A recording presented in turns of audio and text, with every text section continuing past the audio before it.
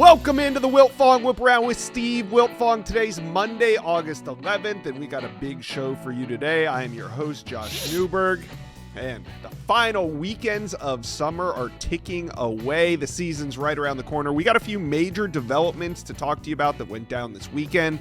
We'll get Steve on here in a minute. I can't wait to talk to him, but do me a favor. If you like this show, hit subscribe to the Rivals Recruits channel because this is the best recruiting channel on all of YouTube and you're going to want to be locked in. So hit subscribe for me. All right, let's bring in the guru of all gurus, Steve Wiltfong. And Steve, Michigan, that's where we're starting. The Wolverines land Peter Bork just about an hour ago, top 10 quarterback in the 2027 class. You've led the charge on this one. How did the Wolverines get it done in the end? Well, a great experience on campus during the summer for camp saw Peter Bork shoot to number one on Michigan's wish list at the position in the 2027 cycle. And with that, they hit the gas on recruiting him from head coach Sharon Moore, offensive coordinator Chip Lindsey in regular contact, and Coach Lindsey developing Drake May into a first-round draft pick that looks like he's about to blow up for the New England Patriots this year. In addition to Michigan, Coach Moore and company helping produce J.J. McCarthy.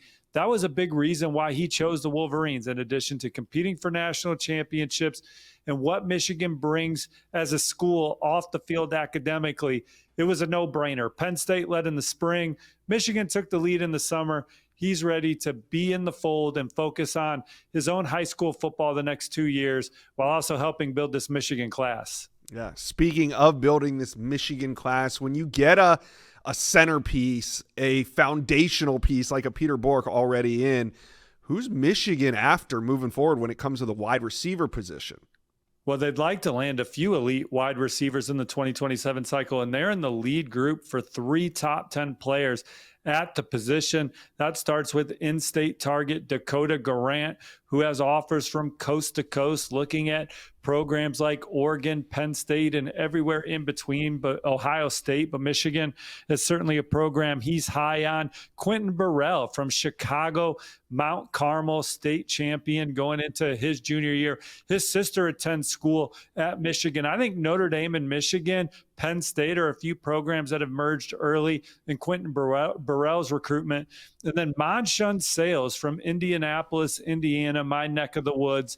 Michigan in that top 4 range, in my opinion. Alabama, Ohio State, LSU also in the mix. Michigan has led at times for Monshun Sales. They want to get him back on campus, get him inside the big house again. Donovan McCulley's from the same high school as him, Michigan transfer receiver. So the Wolverines, Coach Ron Bellamy, the Maize and Blue in the mix for 3 of the nation's best. So just going off strictly vibes right now because it's early. Does this 2027 class for Michigan have a chance to be top 5?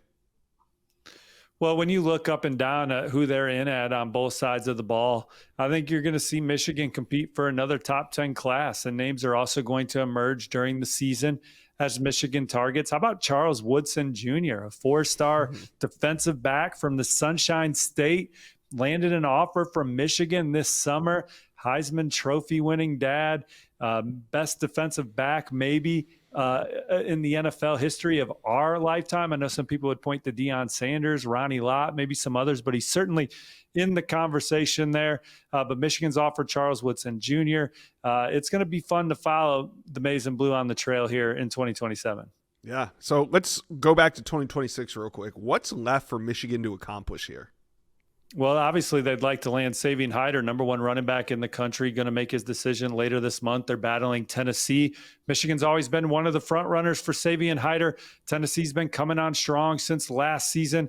It'll be exciting to see where Savion Hyder lands. I think Michigan would love to land another linebacker. We'll see if some prospects emerge or if they're able to circle back on some of the recruiting battles they lost. Offensive line, look for the Wolverines to recruit a senior riser. Maybe a guy committed elsewhere now that Michigan offers a scholarship to during the season because they like his senior tape. Let's talk a little Florida Gator recruiting because, well, Steve, you did it. We got to talk about this latest prediction that you put in favor of the Gators because it is a big one. Quarterback Elijah Haven from Baton Rouge, Louisiana, the number 1 quarterback in the 2027 class. You are predicting him to land with Gators. Why? Yeah, Rivals Industries' number one ranked quarterback, Elijah Haven, has visited Gainesville a couple times and talking to sources around the recruitment, talking to his dad. I like where Florida stands in this recruitment. So does colleague Sam Spiegelman. We teamed up to make that prediction. He's going to be back at Florida for the Texas game this fall. His dad told me this morning they might make another game. Alabama, LSU, two others that he's super high on at this point in his process. But Coach Napier, Coach O'Hara and company have really shown him what a priority he is for them in 2027. They've seen what they call a blueprint of DJ Lagway and see a potential similar opportunity to succeed at Florida for Elijah Haven. And just the comfortability with the staff. They really feel at home when they're at Florida. Now, they're going to get to a bunch of LSU games. They want to get to Alabama for a game. Michigan was one of the front runners right there with Florida. They landed Peter Bork today.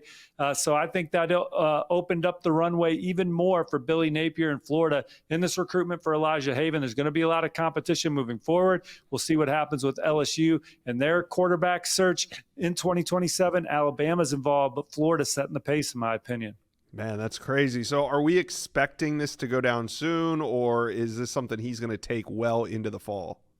This was a pulse pick. We just think it's Florida setting the tone in his recruitment right now. His dad told me there is no decision timeline. Obviously, some of these 2027 quarterbacks are starting to drop. He's going to be in Gainesville the weekend of October 4th. They play Texas. Could it be a magical weekend in Gainesville? Can Florida knock off the Longhorns that weekend? We'll see what that weekend brings. But right now, I like where Florida stands. He's going to take game visits this fall again. LSU and Alabama also programs that he wants to get on the itinerary.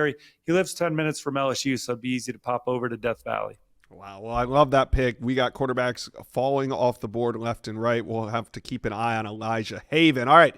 Gators let's rewind to 2026 class. Gators currently have 18 commitments. They're number 14 in the Rivals industry rankings, but there's a big 5-star making a decision August 21st.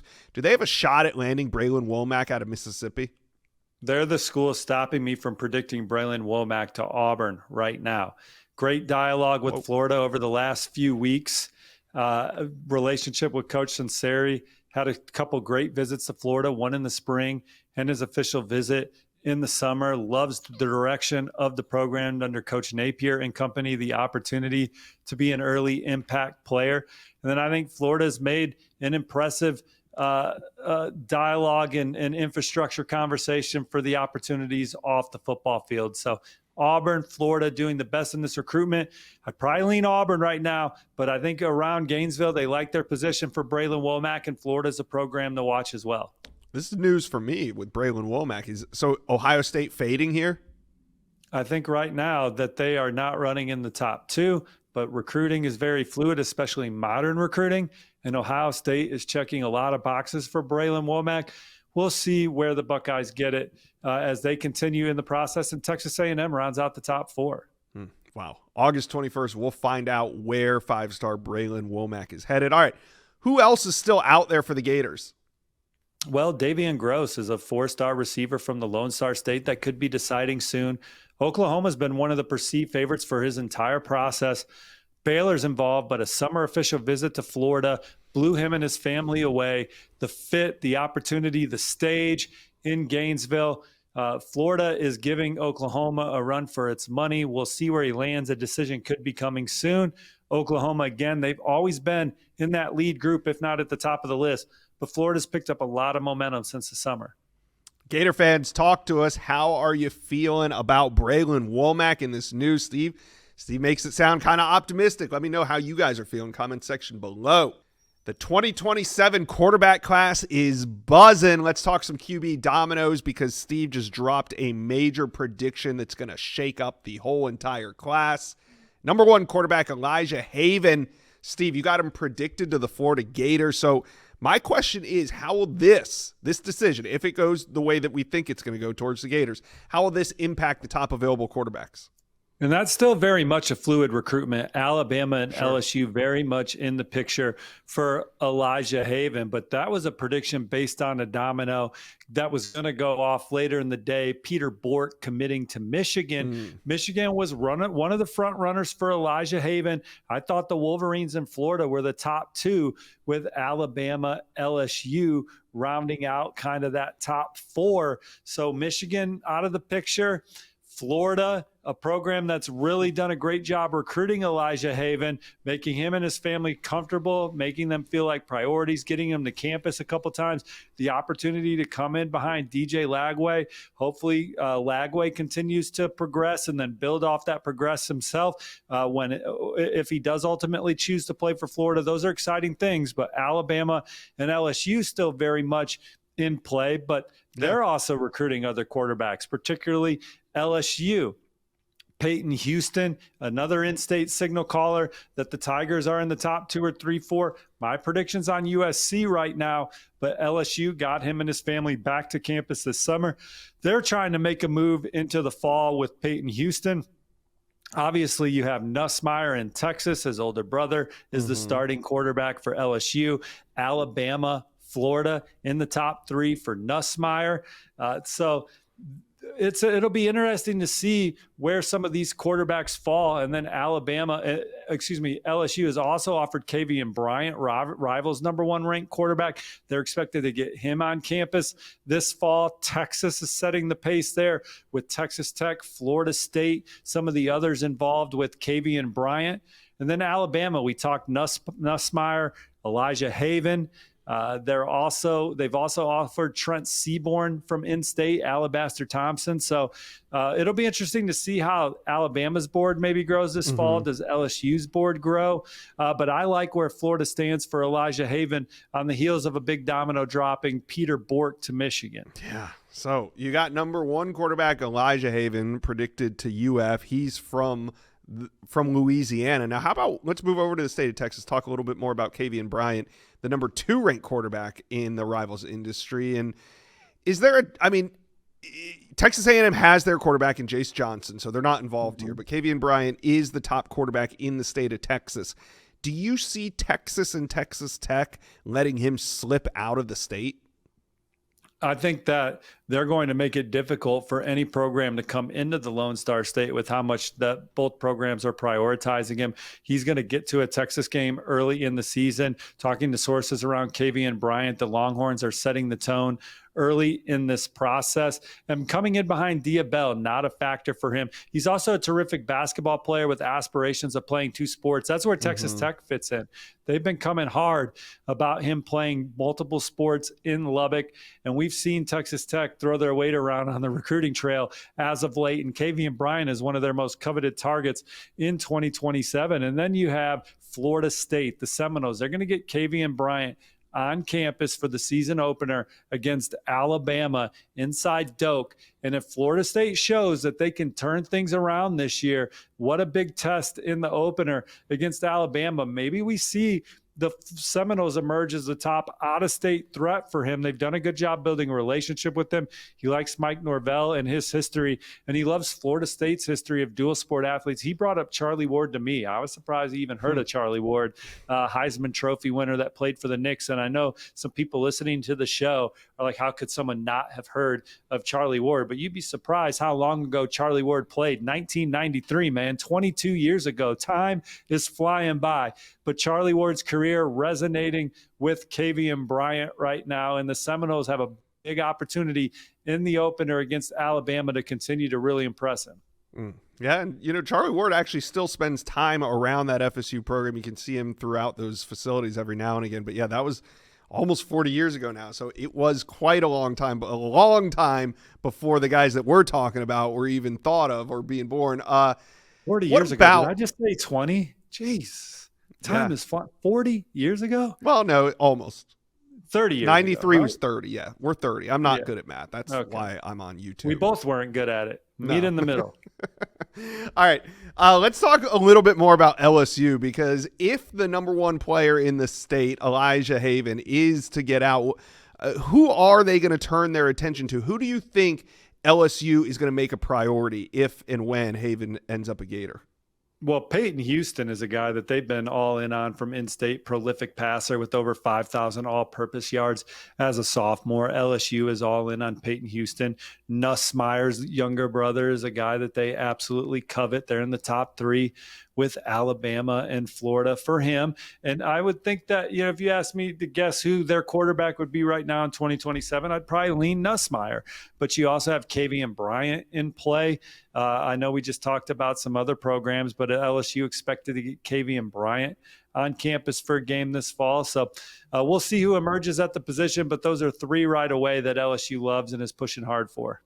All right. Now, number 5, Gunnar Rivers. We haven't really hit on him at all. Who are the contenders for Gunnar Rivers? Yeah, that's a recruitment that I'm still getting a feel for, but obviously NC State, where his dad is a legend, that connection and that program and what Coach Doran's been able to do.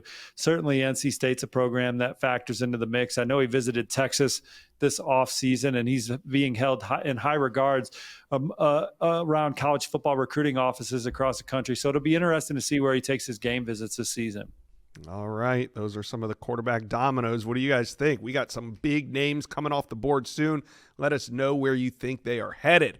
All right, Steve, let's talk a little Notre Dame recruiting. Over the weekend, the Irish landed their last coveted target, defensive lineman Elijah Golden. With a last name like that, how could he not be headed to Notre Dame? So at this point, is Notre Dame really just working on zeroing in on their 2027 class? Yeah, unless Notre Dame's able to circle back on a 2026 that they love or someone really emerges this fall, the Irish are in the clubhouse with Rivals number 4 ranked recruiting class, loaded on the defensive line, another terrific offensive line haul. They hit on many of their top receiver targets this cycle. And then again, in the secondary, went out and got their top corner, Kerry Adams, their top safety, Joey O'Brien. So this is a special Notre Dame class, one that'll keep them in championship contention for years to come. All right. So if we are zeroing in on 2027, talk to Notre Dame fans. Who are some of the coveted recruits that the Irish are in good position with? Well, obviously, they already landed their quarterback, Teddy Gerard, Rivals number 2 ranked passer out of the Peach State. They also have 4-star linebacker Ellis McGaskin in the fold. He was a box sheet filler as a sophomore. And they're in the mix for a lot of Rivals' top prospects moving forward. That starts with 5-star running back Kamon Spell, been committed to Penn State for over a year now, but his relationship with Jawan Sider, Notre Dame's running backs coach, they got Marcus Freeman involved in this recruitment. He's going to come for the USC game. It's going to be hard to flip him from Penn State, but Notre Dame's probably the program I'm looking at the closest. Wide receiver remains a need for the Irish as they continue to build this offense up. Quentin Burrell, Julius Jones Jr., those are 2 guys right away that Notre Dame would love to land. Tight end Jack Brown is another player that I think the Irish are in really good early position for. Certainly every year Notre Dame signs one of the top offensive line classes in the land. Mark Matthews is a 5-star number 1 ranked offensive tackle in the country. He told me that Notre Dame is one of his top schools heading into the fall. Cameron Wagner, Maxwell Hiller are 2 more that Notre Dame's going to have a good shot with. Then on defense, Braden Parks, he told me today he'll be at the Texas A&M game, 4-star from the city of Chicago. Jace Brewer from Indianapolis, I've already predicted to the Irish. And Richie Flanagan, his father starred on the 1993 Notre Dame team before his NFL career. His older brother's already at Notre Dame. I like where the Irish stand there. Notre Dame's top overall target might be Cooper Witten, Rivals number 1 ranked linebacker from the Lone Star State. Notre Dame would love to land him. And then certainly, again, in the secondary, you got guys like Zay Hassan, who put out his top 12 on Sunday. Notre Dame closer to the top of that list. He'll be at the A&M game. Ace Alston from Ohio. Safeties Honor Falave Johnson, who'll be at the A&M game. And Tavares Harrington from Chicago. Notre Dame, Alabama, in his top 2 right now. The Irish are in position for another top 10 class, maybe top 5 in 2027. All right, Steve, we got some more big decisions on the way. Let's start with edge Jake Cruel. I got to get this one. We got to talk about this one because in 24 hours on Tuesday, he's going to make his decision. So what's the latest intel as we're under 24 hours from his decision, actually? Yeah, Monday afternoon, I still like my longstanding prediction in favor of Oklahoma, maybe their top overall target on the board next to quarterback Bo Bentley. He loves the camaraderie around the program, what Brent Venables has done historically, and just the game day environment in Norman and the way the fans and community support that football program. Oklahoma's done a really good job with Jake Kroll. Texas has come on strong since the summer. The Longhorns are still having dialogue with Jake Kroll right now. So we'll see if Texas can change things or if the pulse changes. But I like where Oklahoma stands right now as they try and push back into the top 25. All right, 5-star interior offensive lineman, the number 1 interior guy in the country, Darius Gray. He's going to decide August 22nd. Steve, South Carolina, Tennessee, Clemson, Ohio State, and LSU. Which way are you leaning? Well, a source told me this morning that South Carolina took control of this recruitment again following his official visit in the summer. LSU had the momentum going into official visits, but South Carolina, nobody's been recruiting him harder and longer than the Gamecocks, led by Shane Beamer. His relationship with Coach Beamer is second to none. He believes in the trajectory of the program at South Carolina and feels very comfortable around the guys on the team and in that football facility. So South Carolina setting the tone per most sources, but there are some that still think there's time for LSU to change that. The LSU is very much in the mix. That was a dream school of him. The way that LSU produces offensive linemen, the way Brian Kelly produces offensive linemen, the magnitude of the program, the games they play in, LSU still hanging around. Tennessee, Ohio State, Clemson rounding out the top 3. Tennessee probably moving ahead of Clemson, and Ohio State trying to reel in the other 2 as his decision date fast approaches. All right, a couple other recruitments I want to hit you on. Running back Derek Cooper, news broke late last week that he's set to visit Miami. He's committed to Texas. He's set to visit Miami for the opener against Notre Dame. It got me thinking, what about wide receiver Calvin Russell? Do you think he'll be at the opener? Do we expect things to heat up between him and Miami before it's over? I haven't heard that, but I'll just say this. Calvin Russell, when he committed to Syracuse, he did his own thing and picked Syracuse. He picked the school that he wanted to go to, not saying that other people around him were trying to push him elsewhere. I'm saying that there was some expectation that he was going to pick another school at his announcement, and he surprised everybody and picked Fran Brown in the Orange. That's the school he wanted to play for. They did the best job recruiting him. He's very happy with his decision. We'll see what happens in the fall. We've obviously been following recruiting for a long time, but Calvin Russell went with Syracuse because of the relationships, his belief in the program, and playing for Fran Brown and helping take it forward another step. All right. Auburn, they landed the number 2 wide receiver in the Rivals rankings, Jace Matthews, on Friday.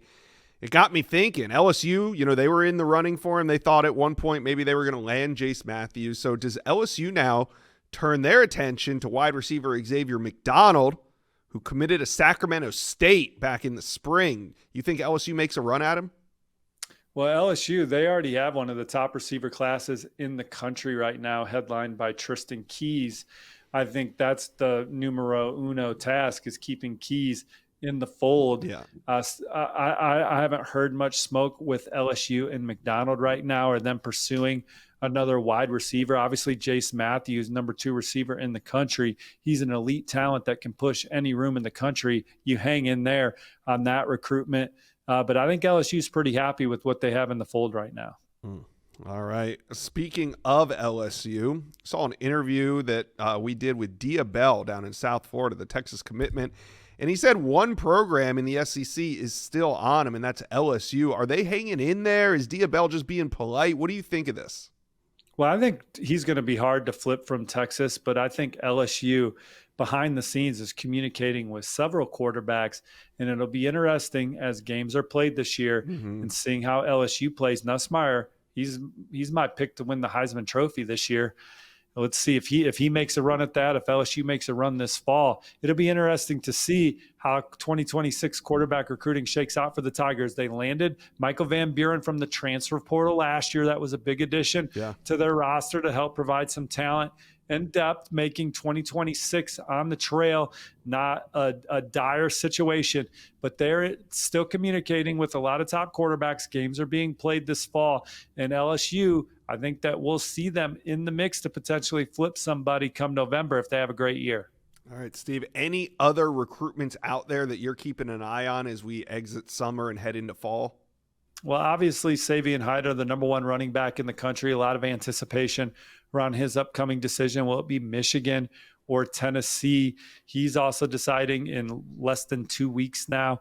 And that'll be, with him and Darius Gray, you got Davian Gross out there in play. We talked about Jake Kroll.